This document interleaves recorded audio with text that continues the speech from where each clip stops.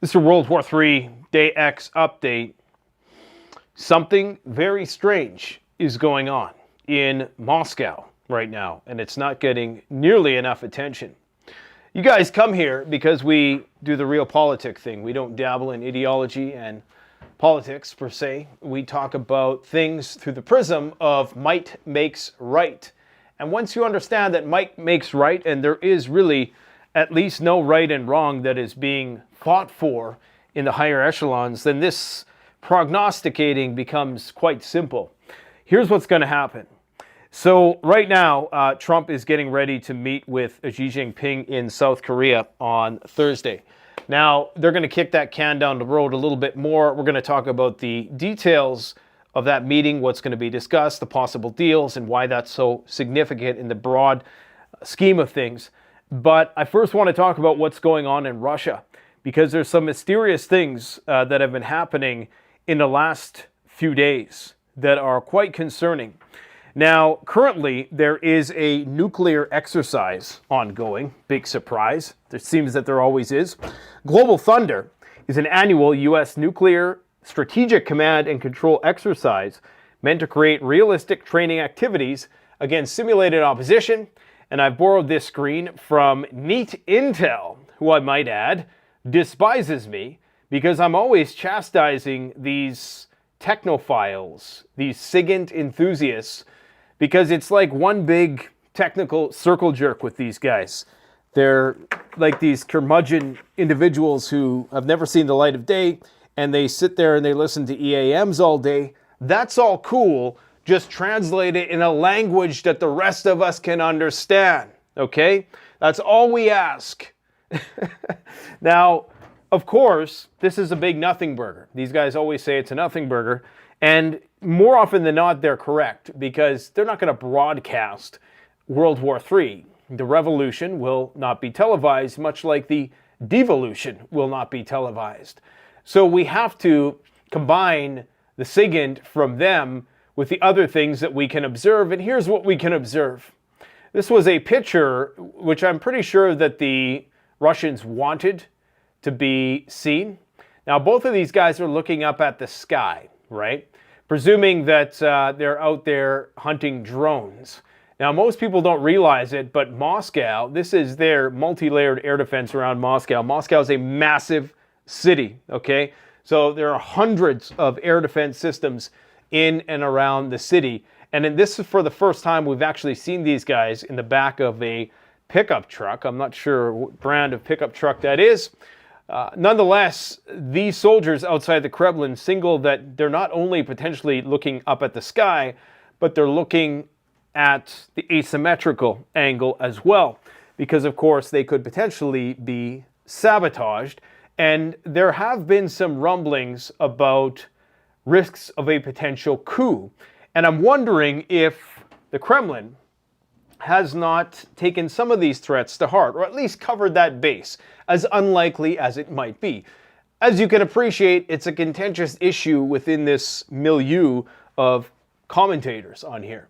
Now, the Burevestnik was something that we've been talking about for years, and it was originally termed Skyfall, and it went from being fiction to apparently being reality, but we really don't know. We don't know what the outcome of the test was.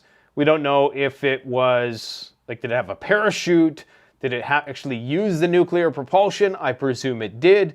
They're saying that this flew for 14 hours for about 15,000 miles, which is not a very fast missile, could be easily shot down, but highly maneuverable. And the use cases for such a missile we'll talk about, but I want to show you this video here because this is somewhat interesting considering everything that's going on right now with Putin in military fatigues the other day making this announcement, right on the heels of Kirill Dmitriev leaving. He's the Russian finance minister. Scott Bessent basically called him a propagandist, and he left the country and nothing was basically discovered. The Russians are apparently encircling about 31 battalions of Ukrainian troops in the Donbass, and it appears as though big moves are about to be made. Now, but something in the bigger picture is afoot here that is not quite sitting well with me. So people are saying that this is some kind of meteor or asteroid, or obviously a meteor. I think an asteroid's bigger. It doesn't seem to be going the speed of a meteor. This looks like it would be either space debris or some kind of missile burning up. But the consensus on the Kremlin channels is that at first they were trying to really push this narrative. And I study these channels. I understand that a lot of them pretend like they're unbiased, but they actually do have a bit of bend. And I don't doubt that there might be some funding there as well, but that's neither here nor there. So I suspect that they were trying to set up the narrative that this was some kind of meteor, but it doesn't look like that. I mean, I've seen meteors, they're fast, okay? Maybe this was a different one, but this looks like some kind of space debris, and this was, I believe, around the Moscow region. Now, Moscow's huge, but the odds of something like this falling over Moscow seems very unlikely when you consider how big the planet is and where space debris, would be. You could bring it down anywhere in the nether regions of Siberia. So why is it being brought down there is the question. I suspect that this was, was this just a failed missile test? Was this, principle of parsimony? This was a Russian satellite that fell out of orbit or whatever, or was decommissioned. Okay, but it still seems that it falling so close to Moscow would preclude that possibility. You'd think that they would try to land it somewhere else just for safety's sake. But could this have been an indication that there's some kind of space-based warfare going on that we don't even know about? Because remember, the Russians, before this war began, they shot down one of their own satellites. And right now, it's a hot-button issue that is being hotly debated. And the Russians are looking to ban space-based weapons, but the U.S. is blocking talks at the UN because they want to do this Iron Dome thing. Now, there's a lot of nuclear news that kind of surrounds this and is adjacent to this today, but this is strange in light of the fact that we know that things are escalating everywhere. I mean, the Russians are putting their reserves on critical infrastructure. So they're rolling out troops across the country almost as if to mirror what's happening in the United States that's currently in a government shutdown. Okay, now if we just go out to left field for a second and let's just amuse ourselves a little bit. I'm not saying this is the case, but something like this could be the case and we might not know about it because neither side might want to escalate, right? Now, there was a case that Russian satellites were tracking NATO satellites, and the Russians do have the ability to take out satellites via the satellites itself, that they're actually weaponized systems, or they could shoot them down from, and so, I mean, for all we know, I don't think this would be a Starlink satellite. That looks a bit too big of a fireball to be just that. But when taken as a whole, is it possible that they are preparing their populations in a very surreptitious manner, covertly, so that nobody really notices, not to induce a panic? And what we're seeing is the opening innings of that. And of course, all of this white noise of exercises happening all over the planet, military maneuvers happening all over the planet, is a convenient smokescreen for what may well be an actual escalation, a strategic escalation between NATO and Russia, all right? Because Moscow is heavily protected, and we also have Zelensky today warning that they're going to intensify their strikes on Russian targets, and we know that they can only do that if they have the green light from the Americans and NATO as a whole, because they, of course, require their ISR and targeting systems, and in some case, weapons systems themselves, that the targets themselves are actually chosen by the United States. We also have Trump commenting on Russia's 8,000-mile missile test, and he said the following, which was very provocative. They know we have a nuclear submarine right off their shores. We don't need to go 8,000 miles on Ukraine. Putin ought to end the war, a war that shouldn't have taken a week and is now, it should only taken a week and is already in its 4th year. Yep, it should have only taken a week to effectively defeat all of NATO. Well, not, this is a common trope that is perpetrated by the hardline pro-Russian crowd that I disagree with.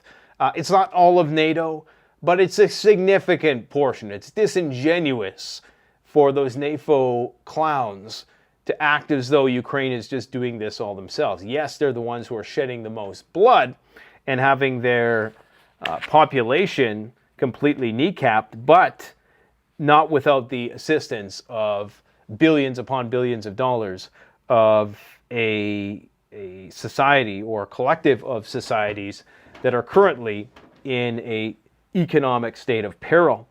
So that Trump threatened once again that they have submarines right off their shores, almost as if ignorant to the fact that the Russians have, 16 submarines armed with nuclear weapons floating out there around the world. Plus they have these new Poseidon nuclear-powered torpedoes. Let me see if I have a shot of that. Okay, so that's this here. That's this story.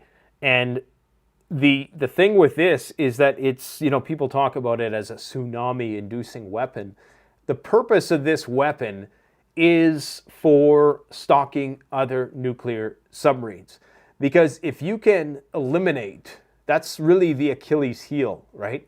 If you can eliminate the submarine element of the nuclear triad, well, taking out the missile silos, not easy. In fact, based on a recent guest that we've had, Mark Rush, probably not as easy as people think, but still they're stationary, right? And you know where they are.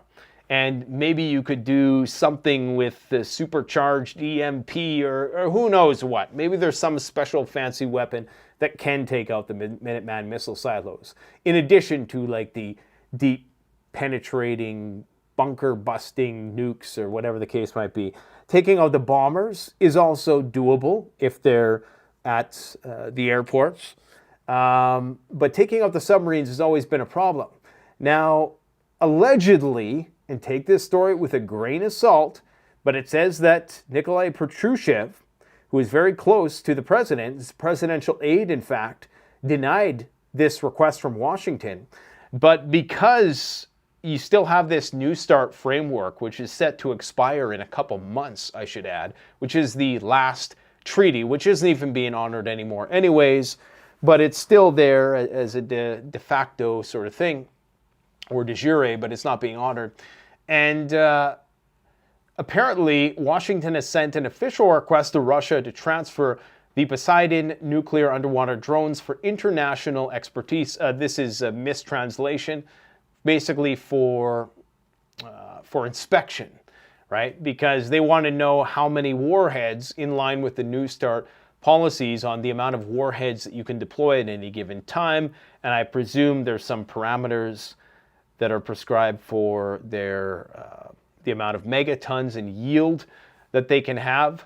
Now, obviously, I'll just read this. Washington has sent an official request to Russia for the transfer of this weapons so that could be inspected, which is never going to happen. Even if it was inspectors going there, it's never going to happen. It is reported that strict deadlines have been set for the fulfillment of this requirement and must be complied by the end of 2025. The request, designed to protect global stability, hinted at a possible hidden escalation if refused. Russian presidential aide Nikolai Patrushev said that Russia does not intend to transfer its defense systems for outside inspections. He stressed that information about the number, routes, and modes of use of Poseidons is strategic and cannot be disclosed. Analysts see the U.S. demand as a recognition of the Pentagon's vulnerability.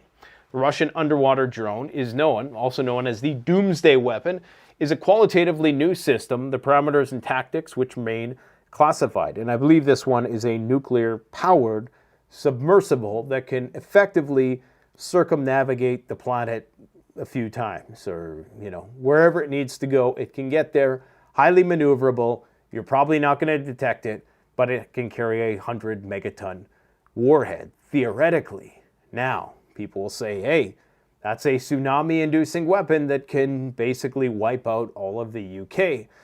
Maybe, but it also can destroy submarines. If you have a read on, and the Russians have this system of sensors, I think they're using it in the Arctic right now to detect the location of enemy submarines. So again, they're really working hard to crack the submarine code, because once you can do that, and it's not like they would necessarily want to let on that they knew where the submarine was. They will want the United States to think that they had the element of surprise, maybe when they really didn't, but they had effective ways of mitigating that threat.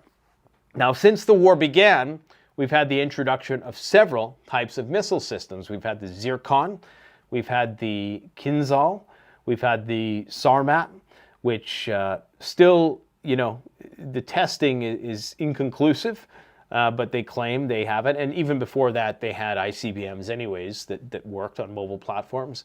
They had the Burevestnik now, and they had the Poseidon, and I think there's a few others. Now, a lot of these weapons, oh yeah, the Orezhnik, of course, how can I forget that? Avant-garde. Now, a lot of Russian pundits will talk up these weapons' capabilities, like the Kinzhal hypersonic missile, for example. If the Russians presumably know where the Patriot launchers are, then this Kinzhal, if it could bypass any missile defense system, especially the decrepit old Patriot system as it's usually referred, even though Ukraine seems to be begging for more and more of them, then surely it would have destroyed all these by now. So the question becomes, how much of this is just posturing? How much of this is the Russians trying to puff up their feathers and act as though they could really do serious damage in a nuclear war? I know they could. I know there's somebody going to be like, bro, the Russians got the bestest nuclear weapons and they could wipe us off the face of the earth. I agree. Between EMPs, they probably got nukes in space. I mean, the Russians could do a lot of damage, okay? There's no doubt about that. But there could be a little bit of posturing here. And things are getting down to the wire. Donald Trump said that Putin might not think that these sanctions are going to be a big deal right now, but wait and see in 6 months. Now, here's where I think the short-sightedness of the U.S. policy is coming into play. I think they genuinely believe that they're going to be able to cut a deal with China and pit them against the Russians. The Chinese have agreed to stop buying Russian seaborne oil, but they're still going to get it through the pipeline, which is, as I understand, like 95% of it. India doesn't have the same leverage, and the Chinese are basically in a situation right now where they are providing the U.S. with the rare earth minerals that the U.S. needs to build weapons, and the U.S. is withholding the semiconductors that China needs to build super AI. Now, it's debatable as to whether or not China needs semiconductors. They need the smaller, the nanometer, whatever, the better, I presume, in terms of power and processing capability and getting there a bit quicker. Nonetheless, the U.S. is trying to prevent China from reaching parity in terms of artificial intelligence because they know that's the end game. And the Chinese are in a situation now where they are trying to prevent the United States from arming other countries with the weapons that its rare earth metals are being used to produce. So, for example, today, Donald Trump was in Japan, and he was bragging about how the Japanese are so great because they buy a bunch of weapons. Well, who are the Japanese buying a bunch of weapons from the United States for? I think they struck some kind of like $550 billion deal. All of these ridiculous deals to buy weapons that are going to effectively be used to try and contain China. I mean, the U.S. has nuclear submarines not too far from China's coast. So why would China then want to continue to enable its adversary in such a way? Well, if they can get some deal on semiconductors, maybe they'd be willing to continue to enable the United States, but only if they can 10x the effect for themselves. So if it's a situation whereby you're just empowering your adversary while at the same time empowering yourself, well, then that kind of cancels out. But if you can empower yourself more through the use of these rare earth metals, or if semiconductors are more important to them, or whatever other thing that they're going to try to get out of this deal, then they could maybe make an argument that, okay, we're going to give the US, even though we know that this is going to be turned into weapons that ultimately someday are going to be used against us. If we give it in trace amounts, if we can potentially postpone a real kinetic war with the United States and its proxies in the region, then maybe it's worth it. The question becomes, how much are they willing to commit and give on the Russian front? Because there's a lot of rumors swirling that the Chinese are actually providing some pretty critical components for the Russian war machine at this point in time. So all of these things are connected, and it's just important to have a broad perspective, because even Venezuela right now, that's going to be used as a bargaining chip. I mean, the idea with Venezuela, as far as I understand it, is it for the oil? I think the best explanation I have at this point in time is there's a lot of countries around the world that have immense resource wealth that it seems as though the West is hell-bent on suppressing and creating civil wars until they need it. Then they'll go in there, they'll install a puppet government, and they will then try to reap the benefits for the multinational corporations, not for the people themselves, of course, although you could make the argument that rising tides raise all ships, and it does bring up the general overall socioeconomic well-being of that society as a whole if they're going to install this peace puppet candidate who won the Nobel Peace Prize, who just so happened to be the opposition to the country that they were just getting ready to go to war with, which is really crazy when you think about that, right? Like, they're getting ready to go to war with the country, and this big circle jerk, this Western transatlantic circle jerk, even Japan today said that they nominate Donald Trump for a Nobel Peace Prize, which is just silly. I know a lot of people don't really look past the surface of these things, but Donald Trump stopped the Gaza war and the Israeli war after the genocide had effectively run its course. The Pakistan-India war didn't start until it started on his watch, so that kind of cancels out. You ended a war that you started.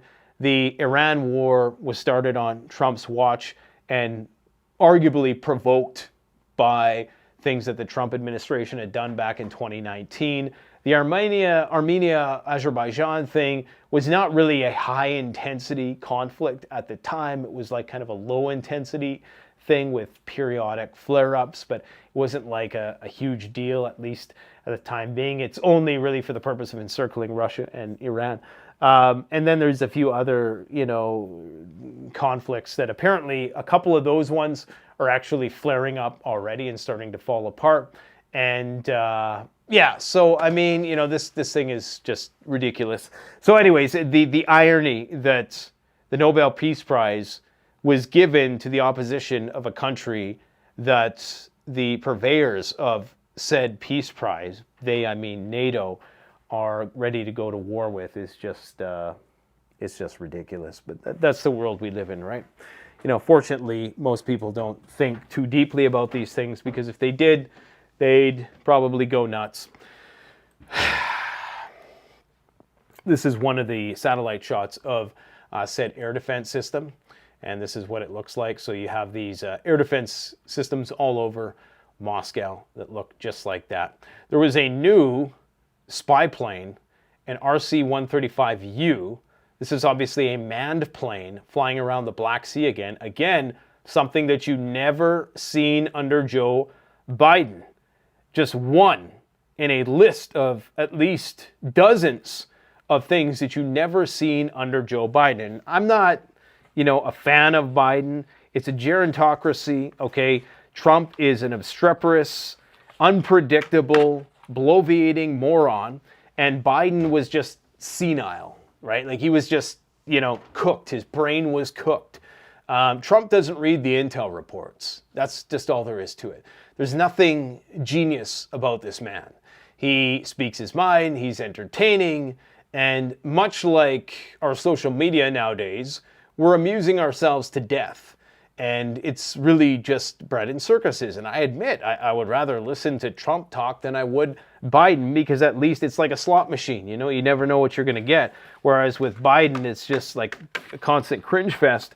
But there's not like a preference here. And what people need to understand is that this whole thing that they're doing with the government shutdown, this is all, look, just to prove to you that we're doing the real politic thing here, we're apolitical, is that what's going to happen is they're setting it up right now for some leftist tyrant to come in 2028. That's what they're setting this up for. And I think this might be one of the triggers. 40 million people apparently use these SNAP benefits, and no federal food aid is going to go out by November 1st, and that seems intentional. It seems as though they want to create chaos. And they want the Trump administration to provoke and push so much, right? To be so emboldened, right? To do things which are viewed by the other side as egregious, that the other side pushes back in a very violent way, or when they get power again. And I mean, just look at the, New York mayoral race. I mean, that's proof positive. That was supposed to be the epitome of United States style of Republican democracy, republic democracy, whatever you want to call it, right? Freedom and liberty. And now you have a so-called socialist, right? But I would, remember, these are just the puppets they put in front of us. This is all a part of a big plan, right? To further centralize control. And then the left's going to get in there. They're going to have the military in the streets. And I think that's when you're going to get your civil war. It's not until the left gets power again in 2028 and they then take the reins of all of these control systems that Trump has conveniently put in place for the next guy, because this is what people forget. They just think, oh yeah, it's going to be Trump forever. It's going to be a Republican forever, but it won't. The pendulum is going to swing violently back the other way, and it seems that's what they're trying to do.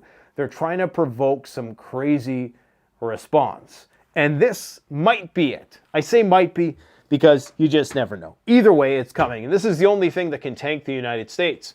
And if you have that level of civil war in the United States, that's when the dollar goes way down. That's when you get divestment from the stock market, because people don't, they won't have the confidence that they're going to be able to get their money out of the banks. That movie Civil War, you should go back and watch it again.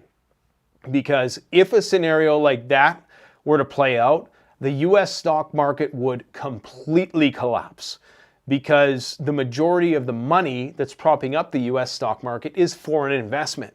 So if the US became unstable, we pride ourselves in the fact that we are buffered by two big oceans. But that actually, it could work to our disadvantage, because there's no other kind of mitigating factors. If shit were to hit the fan here, it's just us and ourselves, and there's no, outside force that can really moderate what unfolds. So if you get a full-scale collapse in confidence, and I mean, maybe it's the election of this mayor. I mean, maybe that is what throws Wall Street for a tizzy. I don't know. But I think that is one of the first signs. The simple fact that the pendulum has swung back so violently in that direction already after only a few months Imagine 3 more years of this. Okay, it's going to be scary levels of authoritarianism. And when that comes in, I'm going to be calling that leader and criticizing them with all sorts of names. And a lot of people who are calling me, whatever, these smooth-brained morons like to call me, I'm a progressive, I'm a communist, I'm a blah, blah, blah, blah, blah. Even though I can, tell them how I support gun rights. I voted for Pierre Poilievre, granted, he's a Canadian right-wing politician, but, nothing, these people are insatiable when it comes to, well, if you don't vote for my guy, then you must be the other guy. No, it's because I like to think. Try using a couple of your brain cells, just rub them together, right? You get a little electric spark, right? And then you're going to get this little tingle up here, and it's going to occur to you. You're going to get a mental visualization that there's other possibilities. There's nuance to the conversation. Stop being led around. That's exactly what they want. They want us to fight with each other. Oh, it's a lonely place. It's a lonely, lonely place, trying to tell the truth. Okay, so let's talk about the advantages of the Burevestnik Global Range Intercontinental Cruise Missile. It's a speed of 1,300 kilometers, so not very fast, but a nuclear turbojet. So my first question is, how did they bring this thing down? Does it have a parachute? Did it fall into the ocean that they had to recover it? Because this is being appropriately termed a flying Chernobyl. Because not only are you potentially getting a nuclear warhead, you're also getting the potential radiological effect of the dissipation of all these nuclear materials in the nuclear turbojet engine, which makes it much more problematic. Even if the thing doesn't detonate, that thing is going to contaminate probably a sizable region. So, this is problematic, but some of the advantages of this missile is that it can bypass missile defenses via low, circuitous, and near unlimited ranged flights. They say unlimited. I've heard estimates of up to 2 months. Seems a bit of a stretch. It went for 14 hours, which is still pretty far. They can loiter and deliver delayed vengeance retaliation after initial exchanges. So this is part of the thing that I don't really get with this weapon. If it was D-Day, meaning Doomsday, and you're firing all the missiles, you kind of want them to get there fast, I guess. Maybe you would release a few of these so that you could hold the other side for ransom, possibly. Obviously, it has bypass capabilities, but why would you need a long-range weapon that presumably carries a much smaller payload, albeit perhaps more targeted and more precise, maybe, than something that follows a single trajectory, like a ballistic missile trajectory? Why would you need that when the ballistic missile is going to get there faster? It's going to be arguably harder to intercept. But let's read on here. Let's see if we can figure it out. So this could potentially target anti-ballistic missile sites, early warning radars, and ports and air bases on odd bearings. So I guess what you could do, and I guess here's the utility of something like this. With a ballistic missile launch, an ICBM, the United States knows about it right away. They don't know about this missile right away. So you could potentially send out like 100 of these things, okay, and have them all flying around, and then first you kind of attack all of the primary targets with these things, the bombers that you don't want to get off the ground, the various ports, command centers, things like that, and then you launch the volley of ICBMs. Thereafter, because you've already neutralized perhaps some of the anti-ballistic missile. Not that I think those things stand a hope in hell of actually intercepting these ICBMs, although the U.S. has had a little bit of practice with the Iran war as of recent. But it seems yeah, I think that's the only real scenario you would use this in, is more of a first strike scenario. I can't see a lot of utility for this for a second strike, asides doing some sort of ransom thing where you can say, hey, we got a few of these things flying around. If you don't de-escalate now, we're going to take out a city or whatever. But again, how big is the warhead possibly on this thing? It can't be that big. Maybe, 100 kilotons, maybe, which by today's standards is not that big. I'm just estimating. It could be much bigger than that for all we know. Maybe it's more like, 300, but still, it's not like a city-killing, megaton and beyond weapon. Now, in terms of the downsides, it's slow, it's detectable and killable if discovered. Safety, reliability issues, obviously nuclear propulsion risk, very messy testing and logistics, and high cost. And there's also, the political aspect of this, which I think that is. I think this is the Russians trying to flex.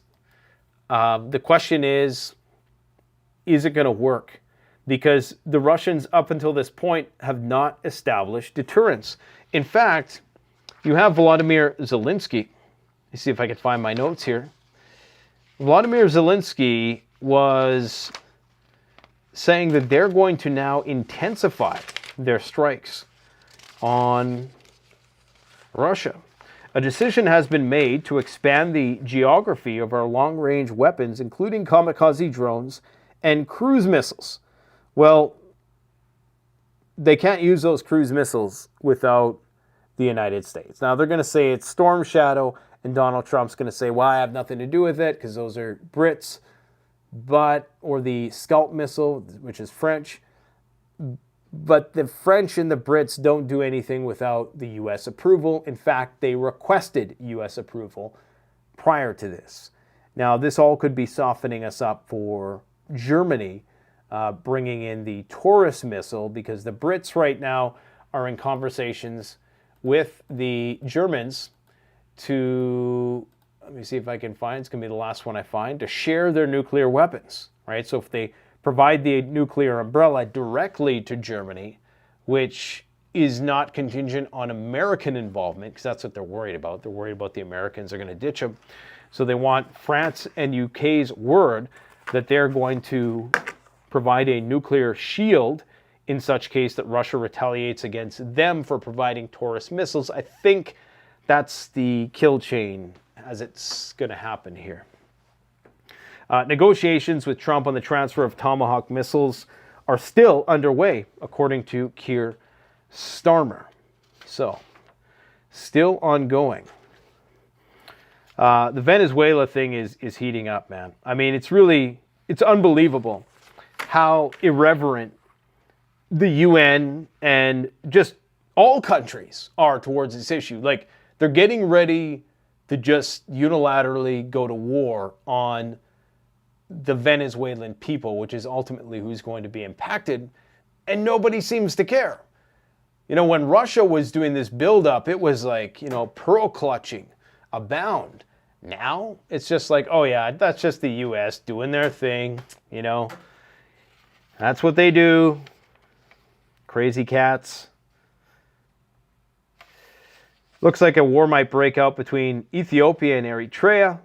Ethiopia's top general said that the country will no longer stay landlocked. And it really is an odd situation. I don't have the map up today, but yeah, Eritrea is this tiny little sliver of a country which is completely cutting off Ethiopia, which is a much bigger country, from the sea. 2 million people should not dominate 200 million people, and we have awakened. This points to a possible force against Eritrea, raising regional war risk. And that was a very bloody war back in the day. Belarus is closing all border crossings, essentially, as Lithuania is also shutting down border crossings, citing balloons flying over as a national security risk. The contents of the balloons are apparently illicit materials like cigarettes and things of that nature. but I have a sneaking suspicion it's probably more to do with spying, but who knows. Apparently there was a Wagner-linked flight to Venezuela. So a Russian Ilyushin 76 from some place I cannot pronounce, which was tied to the Wagner Group in recent times, landed in Venezuela with unknown cargo. So, a lot of people are saying, okay, maybe it's the Wagner there to help act as like a secret service, an extra layer of support for Maduro, or it's to help Maduro flee the country. That's a possibility, right? Because, that country is surrounded. They're pulling out these, rinky-dink air defense, man-portable systems that are going to do nothing really against, the U.S. B-1 bombers. And so I'm sure they have something that they can use, but to what effect, nobody knows. So you can't rule out, obviously a ground war would be in their favor, but if they're just going to do another bombing campaign, that actually could work against this puppet government that they're waiting to install. I actually think it will if they're not very careful. They have to be very surgical about targeting these drug lords.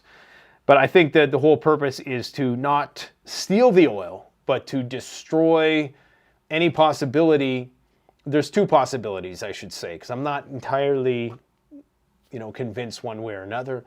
But either they're trying to just stop Venezuela from exporting its oil to the broader market, thus not destroying the American oil companies, because that's what will happen if you do that, because of course the price is going to tank if you do have access to cheap Venezuelan oil. Not for many years, but it will. Or they just want to create civil unrest there and make sure that that resource never really gets, extracted and refined in an efficient manner, so that they can keep it for when they run out, which is going to happen, it's not too far off into the future, when the U.S. is going to be incapable of maintaining this shale boom, which has already peaked. Okay, what else we got going on here? So there was a mysterious event in the Indo-Pacific. The South China Sea, an F-18 and a MH-60 Seahawk crash in separate incidents during routine operations. All crew were recovered. Some people are speculating that might be, electronic warfare, some sort of GPS issue. Trump was saying it might have been the fuel. Okay, seems a little strange. Do they use the same kind of fuel? I guess they probably would. Some type of jet fuel. But I don't know, two at the same time. Maybe one crashed into the other. I don't know. But that's highly suspicious, if you ask me. Germany is unveiling a 377 billion euro military modernization plan to make the Bundeswehr Europe's strongest conventional army. Remember when Poland was like, we're going to be the strongest conventional army? Germany's now like, no, we're going to be. I wonder if history's going to repeat. It will. Yeah, so, they're just going to go and bomb Venezuela. Big whoop. Nobody cares. Just apathy abound.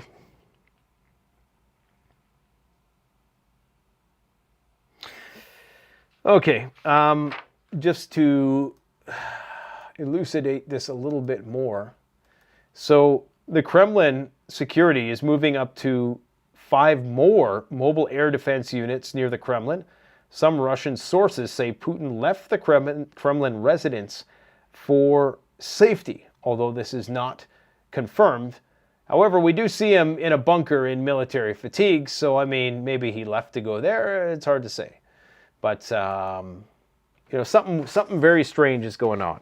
And if this encirclement is as dire and as pivotal as the Russians are claiming it's going to be, some people are going so far as to say it will be what eventually triggers the complete collapse of the Ukrainian military, And thus, this is why NATO is so paranoid, and this is why they need to increase the pressure on Russia behind the lines. Well, then, yeah, we could see a major, if it's that important, this encirclement, if this is really the true linchpin of this whole thing, and if these towns fall and the Russians just go full steam ahead, then maybe this is where we actually start getting some intensification of fighting between NATO and Russia directly.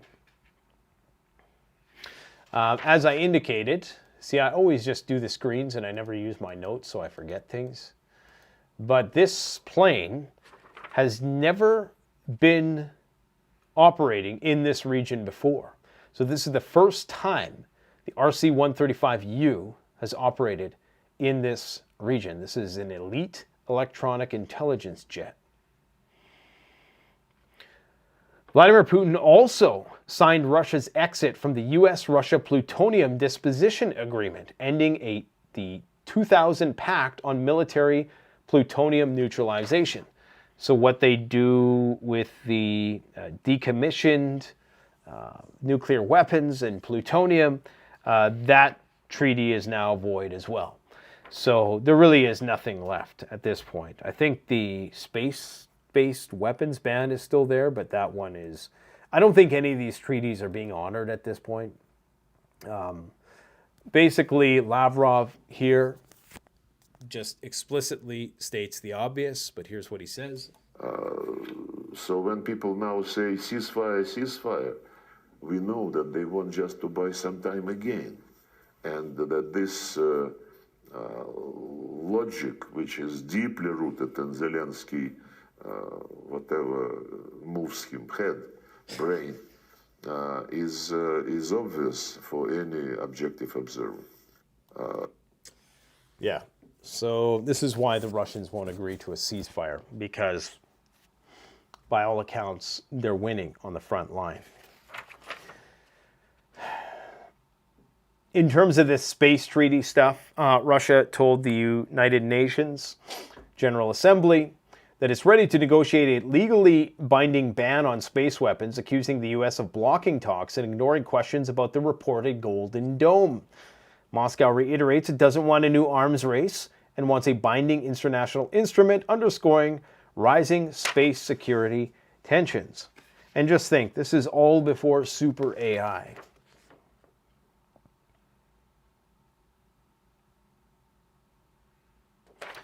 Talked about Washington requesting info on Russia's nuclear program that was denied.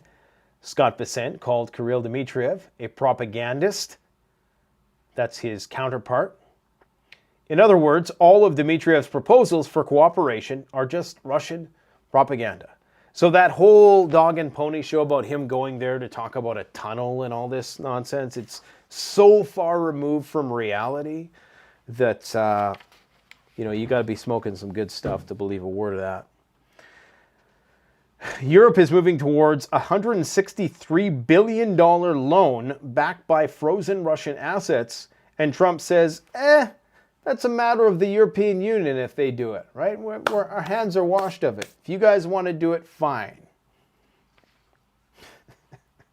So this is why gold is still at 4,000.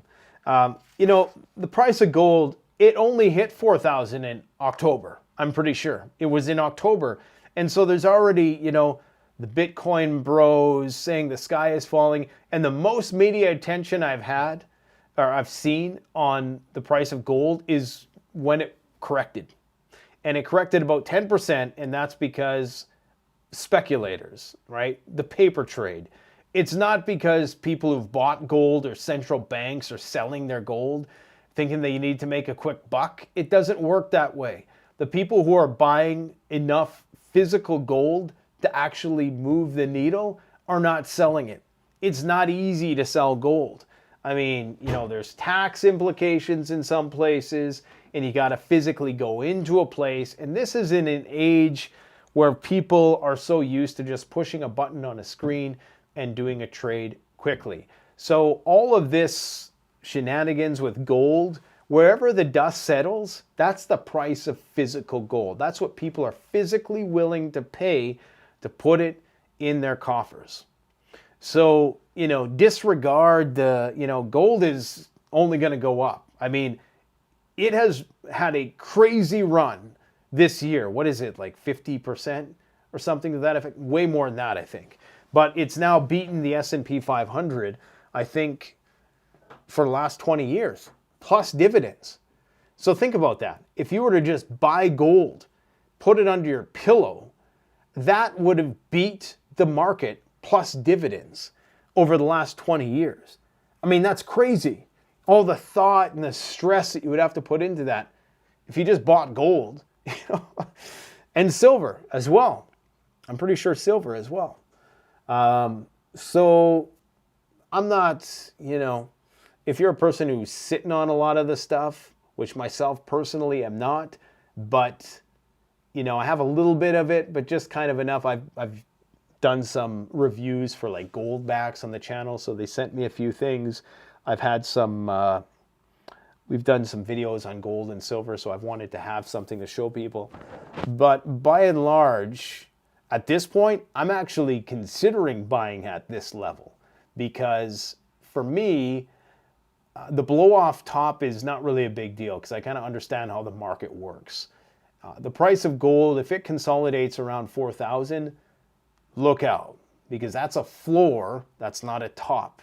Now, if it sinks precipitously from here on in, depending on how these Chinese-United States tariff talks go, which are only temporary. That's what people need to realize, because ultimately the Chinese and the United States are going to war.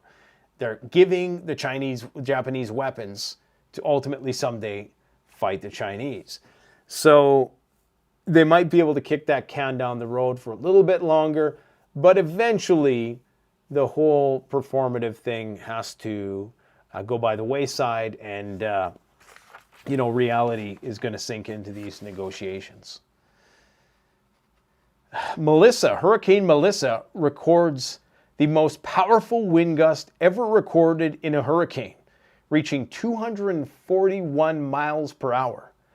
Now, the record for a tornado wind gust is 320 miles per hour. For a hurricane that is the size of like 1 million tornadoes, to have a part of it gusting at 240 miles per hour is insane. The highest gust ever recorded. And this thing was Fibonacci perfection. I don't have the video of it here, but that was really the perfect storm. And it looks like it might go slightly to the west of Jamaica. So Jamaica might be spared the brunt of it, but it seems to be going off the expected flight path. So we don't really know where it's going to end up. Norway is sounding the alarm that Russia is piling up nukes and subs in the Kola Peninsula, which holds one of the largest arsenals of nuclear warheads, and that they're really heavily mobilizing in the north, preparing for nuclear Armageddon. Yeah. Now, on the topic of, and this is another telltale sign that war is coming to Venezuela. This is what the Russians did with Iran right before the war started. They ratified a strategic agreement right at the final minute, and it didn't mean a lick. So, yeah, these are all the border crossings. Belarus is lowering the Iron Curtain, it would appear, and cutting off Belarusians to the world. Okay, so the Civil War. I think I've talked about the Civil War, and I should probably make a dedicated video about this because most people don't get it. But the U.S. Department of Agriculture posted on its website saying federal food aid will not go out on November 1st, raising the stakes for families nationwide as the government shutdown drags on. So imagine 40 million people who don't get their food stamps or SNAP benefits or EBT cards. I don't know how it works. Imagine a week into that, right? Imagine 2 weeks into that. Imagine the level of protests and unrest and how that is going to be leveraged. And of course, both sides are going to continue to blame the other.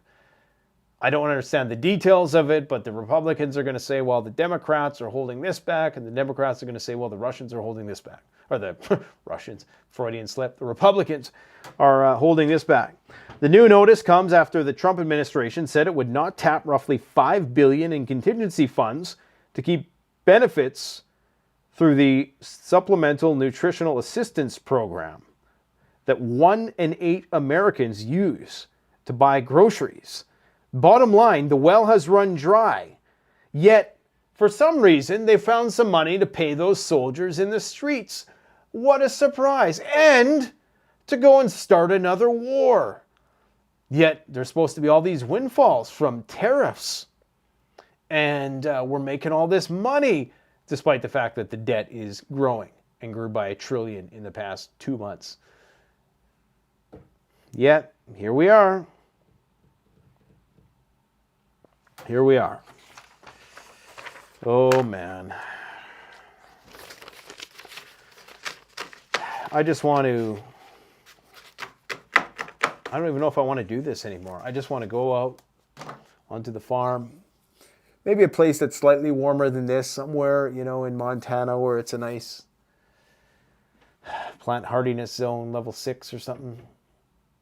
Just get some animals, grow some gardens, mill some lumber, maybe get into blacksmithing or something, just have a simple life, man, because, I see where this is all going and it's not good. It's not good. And the problem is they're going to keep using the dialectics to further their end. The people in charge, the people around Trump, Bannon was talking about, they're talking up this thing about how Trump might run for a 3rd term or will he run as VP.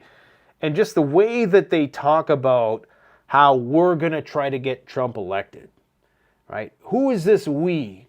And why do they want these geriatrics in there? No offense to people who are pushing 80 years old, but quite frankly, to run a country like that, you need to be on top of your game. You need to read the intel briefs.